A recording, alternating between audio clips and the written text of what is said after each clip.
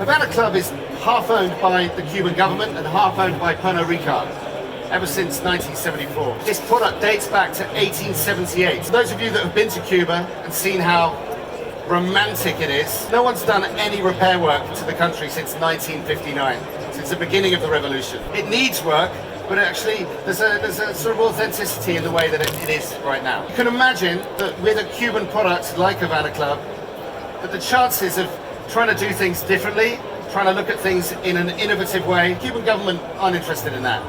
Put it this way, they're basically about 40 years behind everywhere else in the world anyway. So our brand director, global brand director, Nick Blacknell, decided to come up with a concept. He saw an opportunity where spirits are made essentially to be enjoyed neat. Again, if you look at any of the products here, they would have been designed and created from raw materials, distillation processes to be enjoyed neat.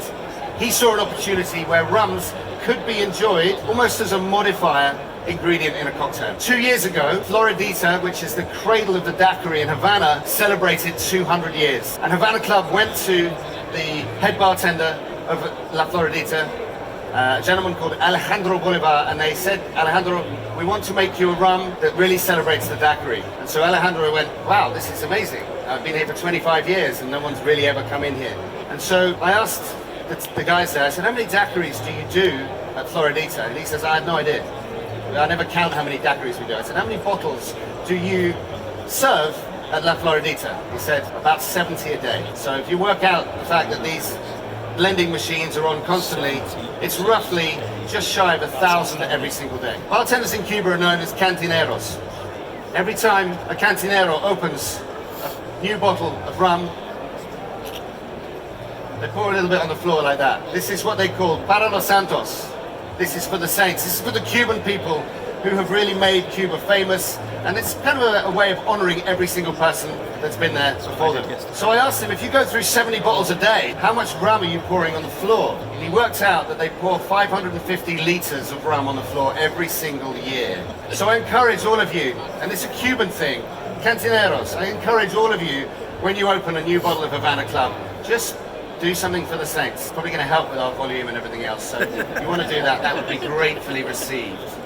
So, these two rums we have here. So this was born out of an idea to celebrate the daiquiri.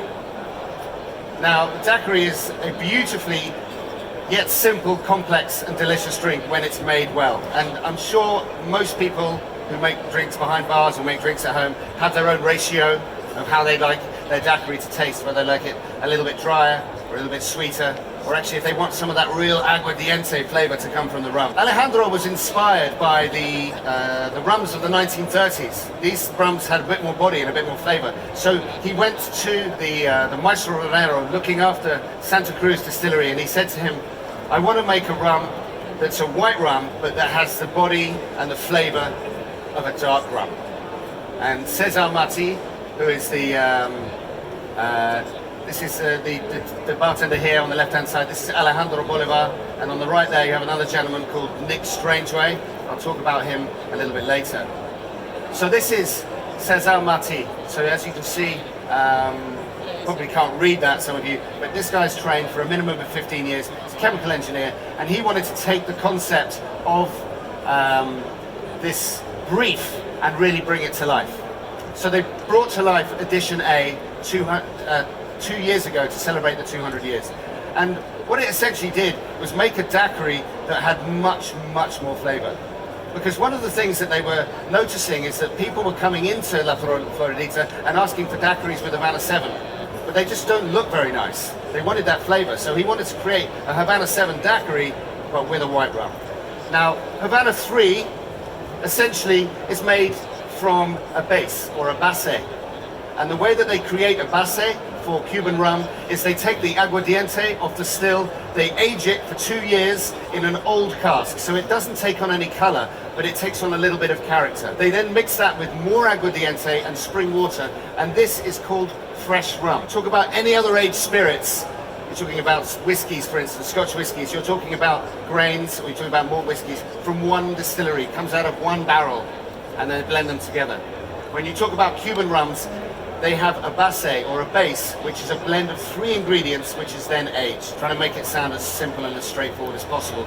But when you make Havana 3, you essentially take your fresh rum and then you age it for 3 years. That's how you make Havana 3. This one here, the Edition A, is made from 4 bases, or 4 bases.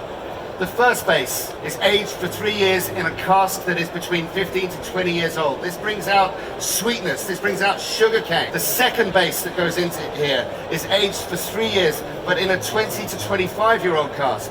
This brings out vanilla and spice. The third one is a 4-year-old that's aged in a 50-year-old barrel. This brings out creaminess, this brings out touches of dark chocolate. And then after that, they blend it with an aguardiente, which has been essentially aged for 3 years. So you've got 4 different bases in this Edition A. Now, for me, it's almost like you've got a little bit of citrus on the nose anyway. Got a nice weight. It's not as punchy as a 3-year-old. With a 3-year-old, you get those grassy vegetal notes, which is really what you love about those styles of rums. The things that make it really work in especially in the classic drinks like that. I mean, this is one of the only, or very few, light or white rums that I would drink either neat or with a little bit of ice. One of the things that Alejandro wanted to really embody was the fact that there was a very famous family that was in Cuba at the time, around the 1930s, a family called the Boadas family. Some of you may know that there's a bar in Barcelona, Boadas, which is very famous for throwing their martinis. So literally aerating them from a height, from one shaker or one tin to another tin over ice, to dilute and to chill and to aerate. And he wanted to create this style of rum that you could also, if you wanted to, aerate and essentially throw. And that's why it needed to have the right body. One of the other things about this product, if you look at the label, you'll notice that you've got much more information on here than you probably see on any other bottle of rum, or dare I say any other bottle of spirit. You've got the description of what the rum is, the Carta Blanca Extra, aged white rum. You've got the rum bases, which it talks about on the label. It talks about the filtration. It also talks about the type of casks that are used, which, I mean, I'll be honest, until probably about 10 years ago, you couldn't even go to the distillery in Cuba. These guys were super protective of the way they made their rums. It's got also not only that, it's got the flavor profile. It tells you when it was first bottled, and it also tells you the number of cases that were bottled. When they made this product here, they made 12,000 bottles of it. The UK will get 1,000 bottles. At the moment, we're launching this on the 4th of April. You'll notice it's called Edition A. We're going to talk about Edition B in a minute.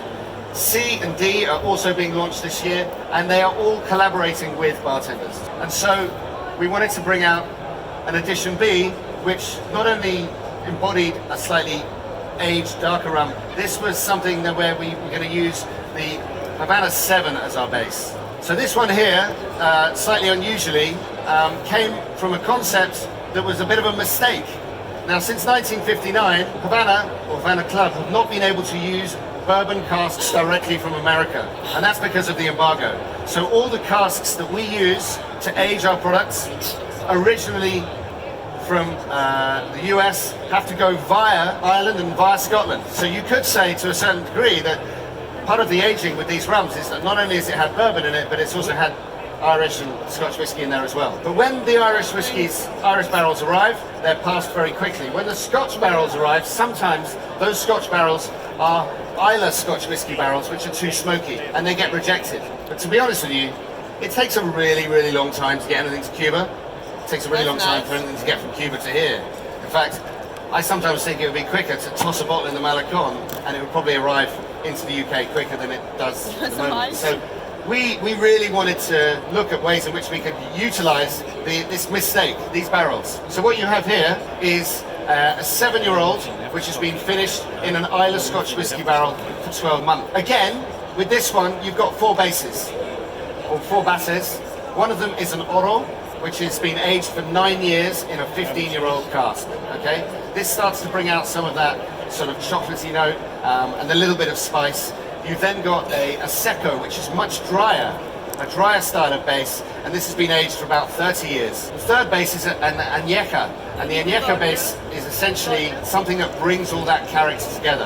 And that's the base that's been aged in an Islay cask. Now, these Islay casks are relatively younger, so you're getting a little bit more of that smoke, a little bit more of that peat on the nose. The C and D are going to be launched later this year. It's still an experiment. We're going to see how well it works.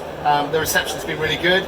There are certain drinks like this works incredibly well in a classic drink called a Nacional, which traditionally is too sweet.